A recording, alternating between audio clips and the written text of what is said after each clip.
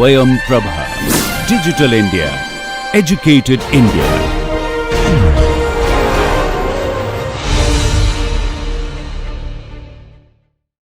We have looked at how to set up nodal analysis equations. We write down Kirchhoff's current law equations at n-1 nodes of the circuit, and in each term of the equation we use voltages which are referred to the reference node of the circuit and element relationships from the resistors in the circuit.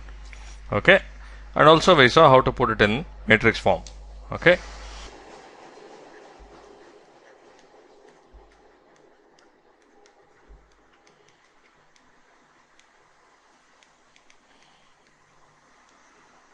For this particular circuit,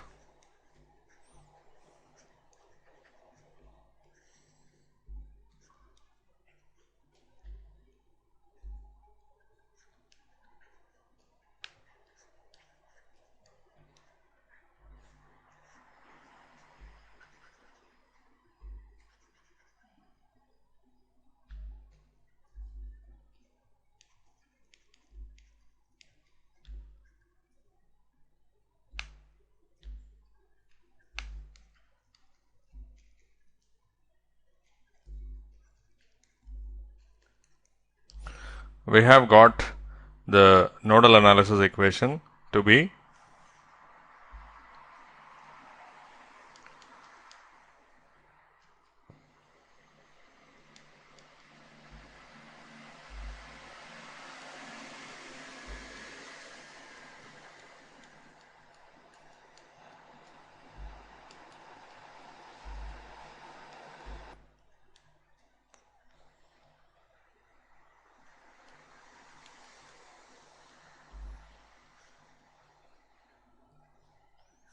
times V1, V2, V3, where this is the reference node and these three nodes have V1, V2, V3 with respect to the reference node, equals the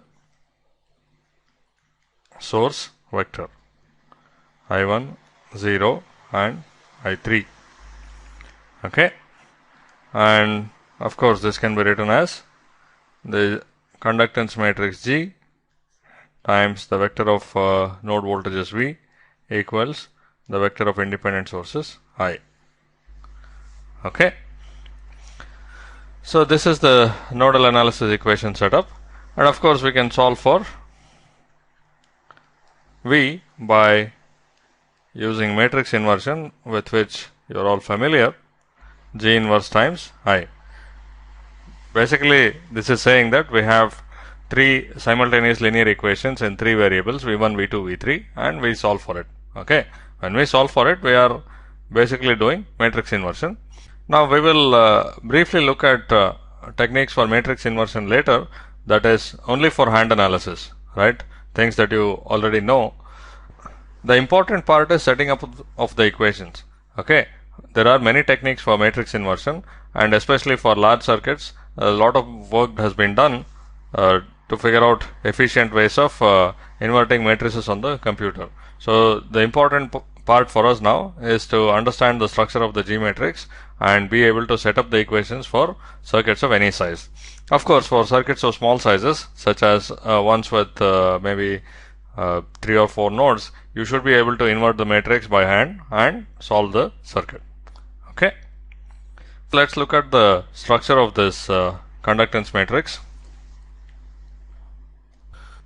First, let's focus on the diagonal elements of the matrix. Okay, what do you see? Let me remind you that the first row is for node 1 and the first column here corresponds to whatever is multiplying V1. Okay, if you look at the element A11 of the matrix, where I use the standard notation, Aij corresponds to ith row and jth column. Okay, we have G11 plus G12. Okay, Similarly, if you look at A22, that is second row and second column, we have G12 plus G22 plus G23, and finally A33 is G23 plus G33. You will easily notice that the diagonal elements are basically sum of conductances connected to particular nodes. The first row corresponds to node 1, and the diagonal element in that, element A11, is basically the total conductance connected to node 1. Okay, so this is node 1. We have two resistances R11 and R12 connected to it. So the total conductance would be the conductance of this G11 plus the conductance of that G12. Okay, and similarly, if you look at node 2, there are three resistors connected, G12, G23 and G22. So all of them are summed up and appear as diagonal element in the second row. And finally, node 3 has G23 and G33 connected to it, and the sum of that appears over there. Okay, so the diagonal elements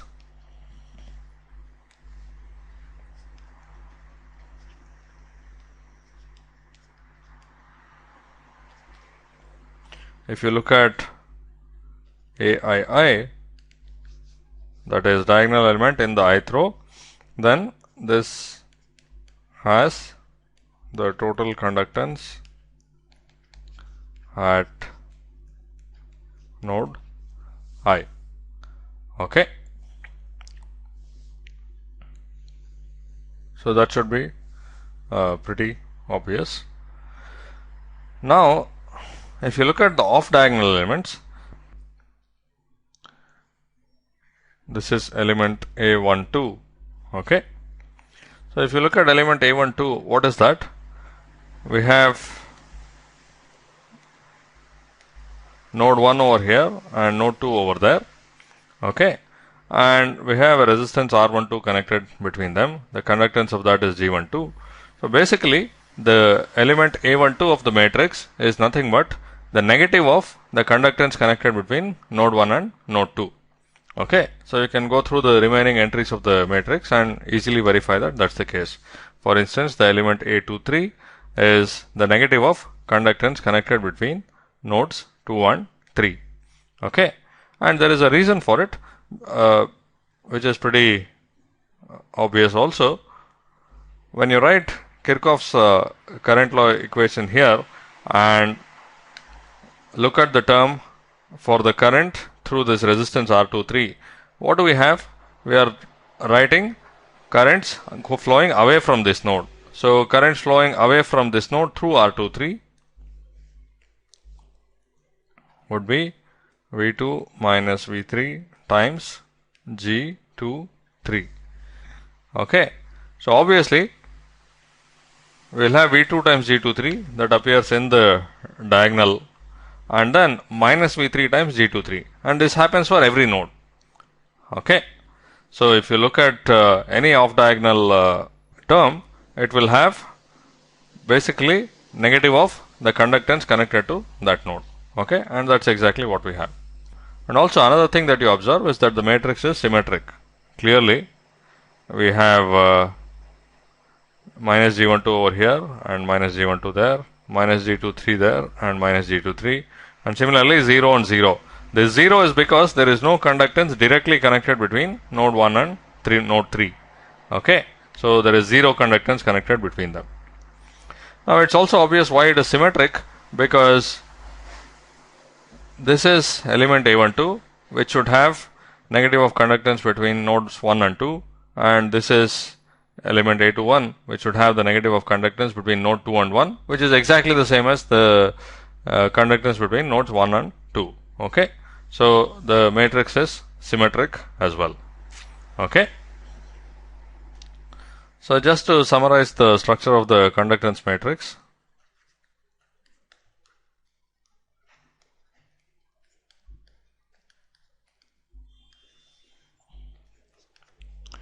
firstly we will have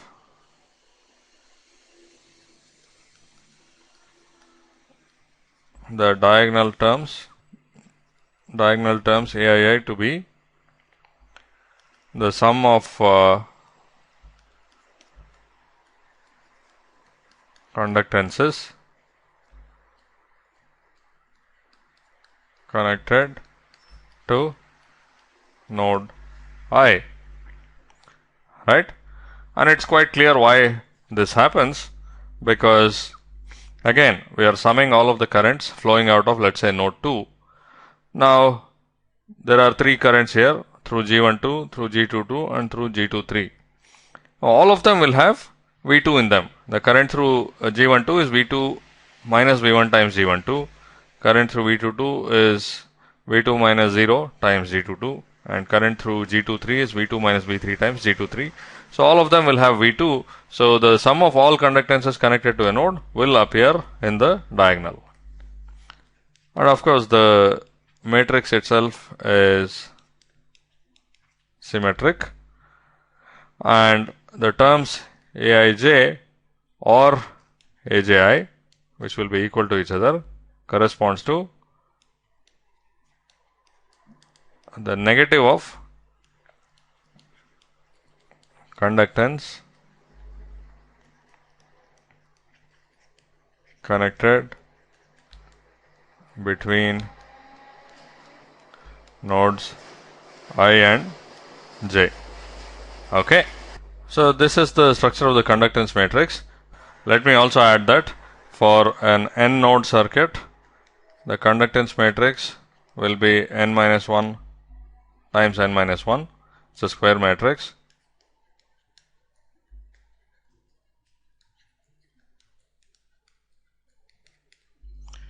Okay, and also these properties we have written, they are for the specific kind of circuits we have been considering, which consists of only resistances or conductances